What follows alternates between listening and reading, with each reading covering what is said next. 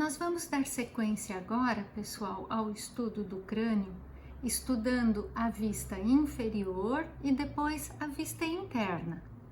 Para isso, nós vamos remover a calota craniana, deixar aqui do lado e virar o crânio inferiormente. Nós vamos fazer a mesma coisa com esse crânio aqui e nós vamos estudar tanto no crânio colorido, eu vou remover aqui a mandíbula para facilitar, como no crânio não pigmentado. Nós vamos começar o nosso estudo de anterior para posterior, falando dessa região aqui, que é a região que nós conhecemos com o nome de céu da boca, mas que anatomicamente é chamado de palato duro ou palato ósseo. Nessa região, nós vamos observar a presença de dois ossos, a maxila e o osso palatino. Essa parte da maxila, que forma o palato duro, nós chamamos de processo palatino da maxila. E essa parte do osso palatino, nós chamamos de lâmina horizontal do osso palatino. Nós podemos observar aqui bem anteriormente a presença de uma fossa na união das duas maxilas. Nós vamos chamar essa fossa de fossa incisiva. No interior dela vão existir forames, os forames incisivos, dois forames, um de cada lado. Aqui, nessa região do osso palatino, nós também vamos observar a presença de forames. São os forames palatinos maiores e os forames palatinos menores. Os menores não são visíveis aqui na peça. Dando sequência, nós vamos seguir observando ainda inferiormente, e agora dá para observar nas duas peças, essas duas grandes aberturas, que são exatamente as aberturas do limite posterior da cavidade nasal. Aqui, ó. Aqui acaba a cavidade nasal e vai começar a nasofaringe. Essas duas aberturas nós vamos chamar de côanos ou coanas. Aqui, dividindo a cavidade nasal em duas hemicavidades, nós temos o osso vomer, que nós já estudamos separadamente do esqueleto. Aqui nós conseguimos visualizá-lo interagindo com os outros ossos. Ele é o osso que forma uma parte do septo nasal, na cavidade nasal. Eu estou usando a peça colorida porque é mais fácil da gente identificar os diferentes ossos que participam da formação da parte inferior do crânio. Nós já vimos a maxila, o osso palatino, vimos o vomer e agora nós estamos visualizando esse outro osso amarelo aqui, que é o osso esfenoide numa vista inferior. O osso esfenoide, visto inferiormente, ele vai apresentar alguns acidentes importantes. Quais são eles? Essas duas lâminas bilaterais e essa depressão. E elas fazem parte de um processo do osso esfenoide que nós vamos chamar de processo pterigoide. O processo pterigoide é formado pela lâmina lateral do processo pterigoide, pela lâmina medial do processo pterigoide e pela fossa pterigoidea. Músculos importantes vão se fixar nessas estruturas do processo pterigoide e o processo pterigoide é uma parte do osso esfenoide. Nós vamos seguir ainda no osso esfenoide, onde nós vamos identificar mais dois forames. Aqui, o forame oval e aqui, posteriormente a ele, obliterado nessa peça por conta dela ser de plástico, o forame espinhoso. Vasos e nervos importantes vão passar por esses forames. Vocês vão estudar mais para frente. Eu ainda consigo ver na transição aqui, olhem, do osso esfenoide, do osso occipital e do osso temporal, uma outra abertura que eu tô colocando clipes aqui e que só é possível de identificar no esqueleto, no indivíduo vivente, né? Ela é fechada por uma membrana. Esse forame é o forame que nós chamamos de forame lácero ou lacerado. Vamos visualizar agora esses mesmos forames nessa outra peça.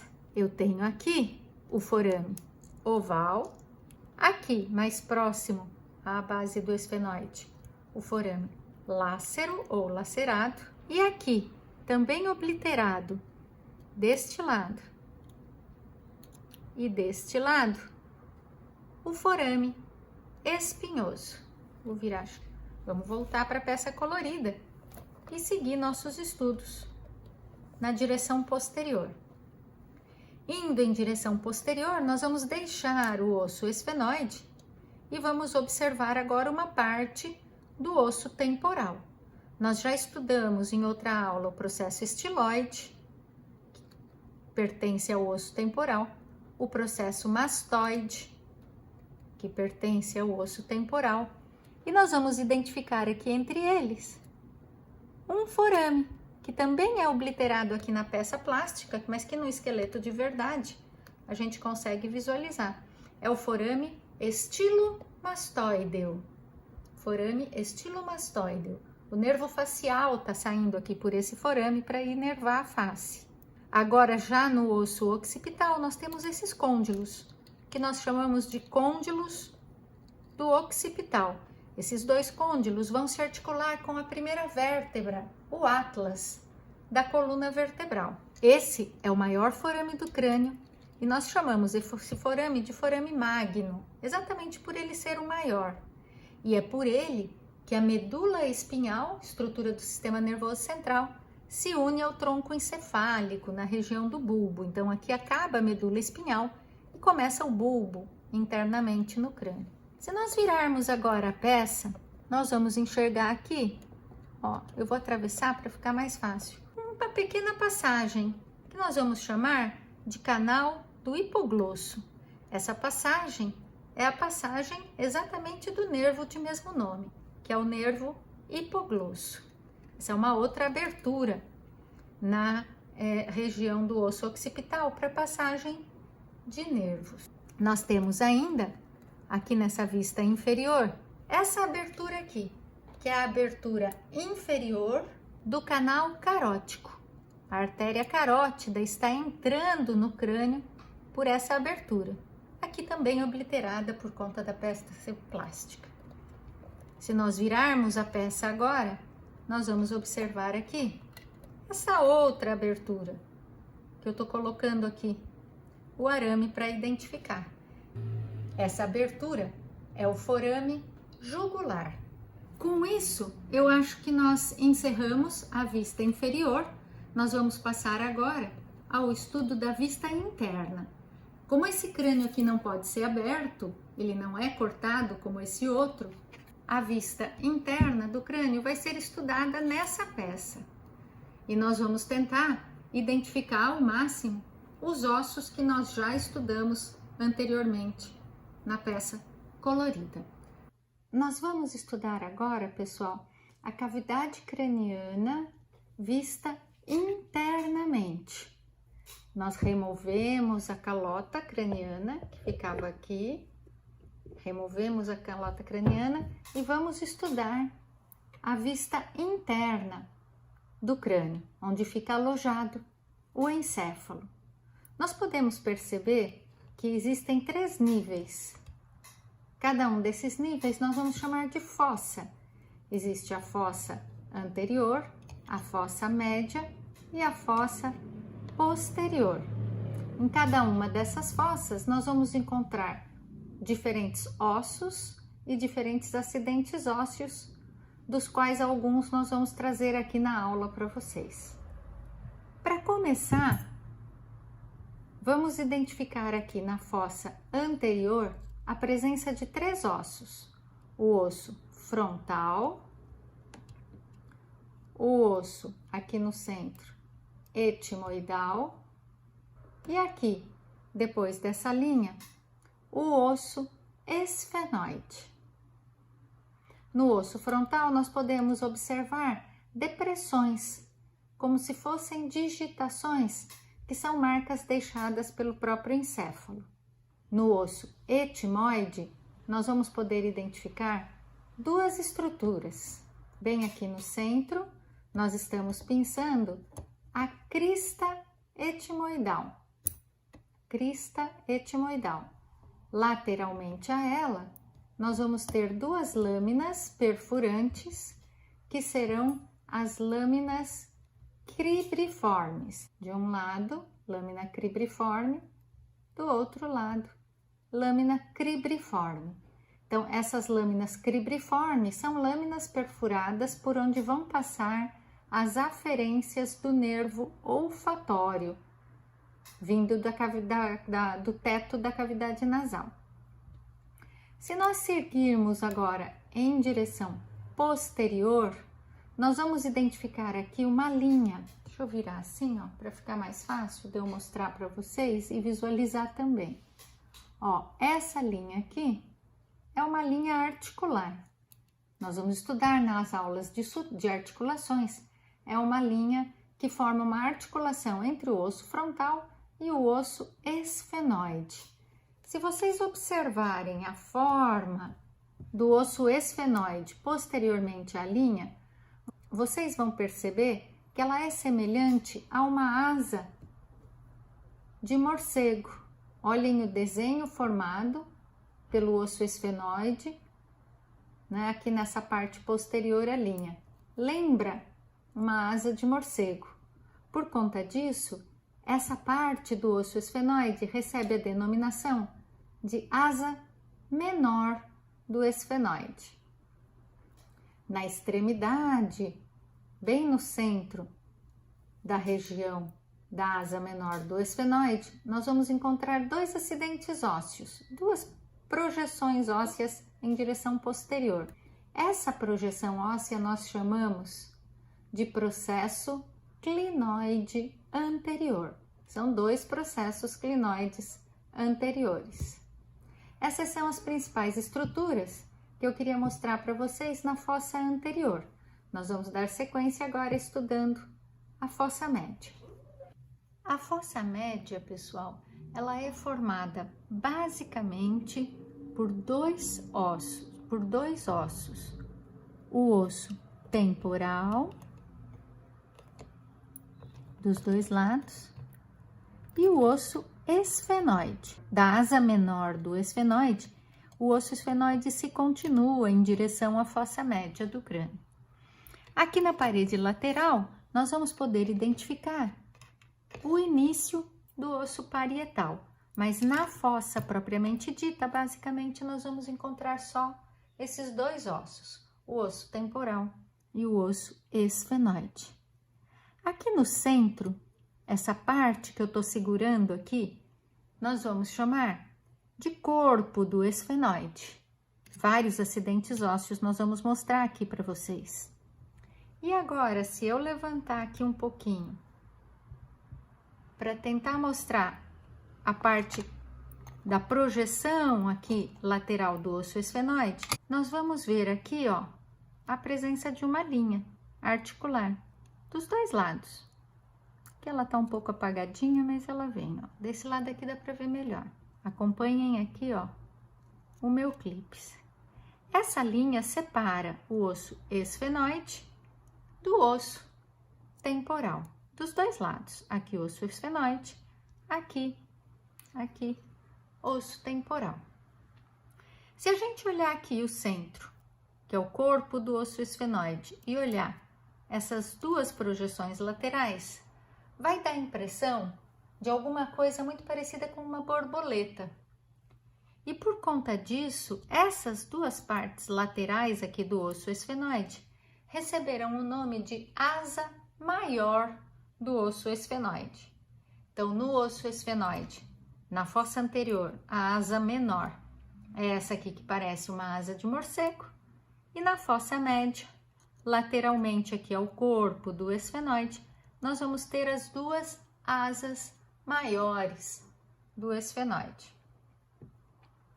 Já no centro, se nós formos estudar aqui essa estrutura no centro do osso esfenoide, que é a parte do corpo, nós vamos encontrar vários acidentes ósseos. Nós vamos ter essa projeção aqui posterior, ó, essa projeção aqui posterior, essa aqui mais funda e essa pequena saliência aqui anterior. Vamos ver o nome de cada uma delas. Essa parte aqui central parece uma sela de cavalo e por conta disso ela vai receber a denominação de sela turca. E bem no centro dela, onde é mais profundo, tem uma pequena fossinha.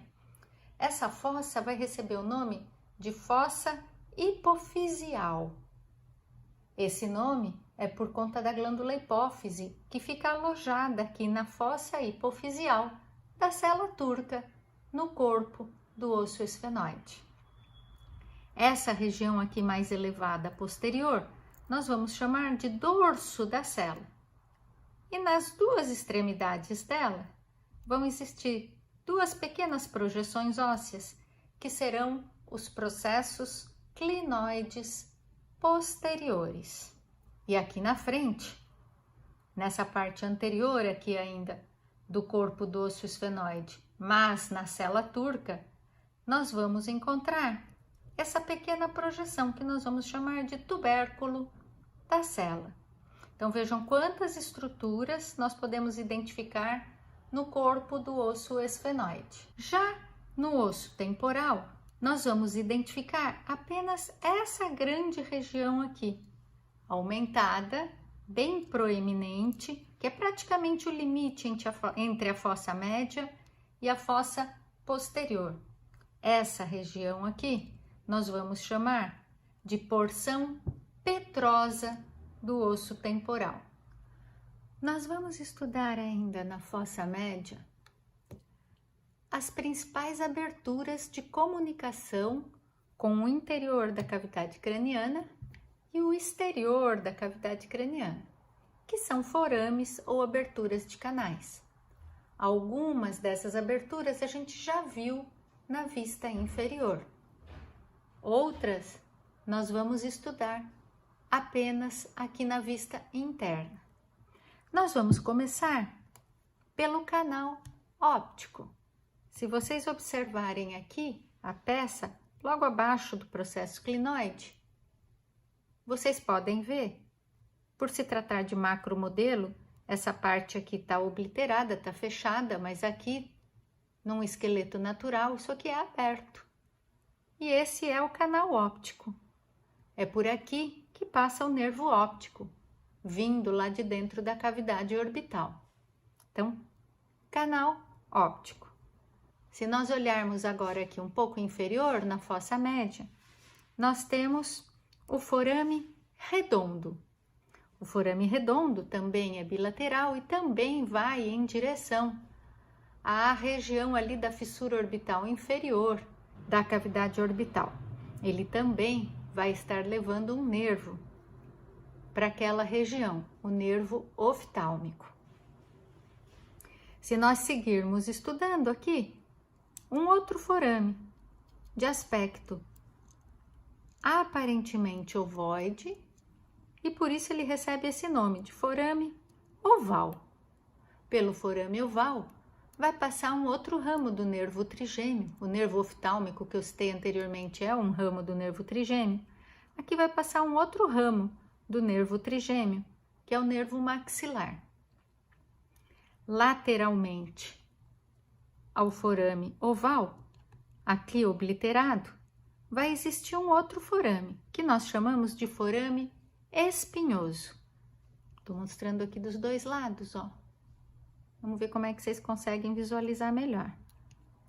A artéria meningea média passa por esse forame. E se nós observarmos agora, ó, vou virar aqui, bem próximo aqui à lateral do corpo do esfenoide, nós temos esse outro forame. Esse aqui é o forame lacerado, ou simplesmente forame lácero, dos dois lados, ó, forame lácero.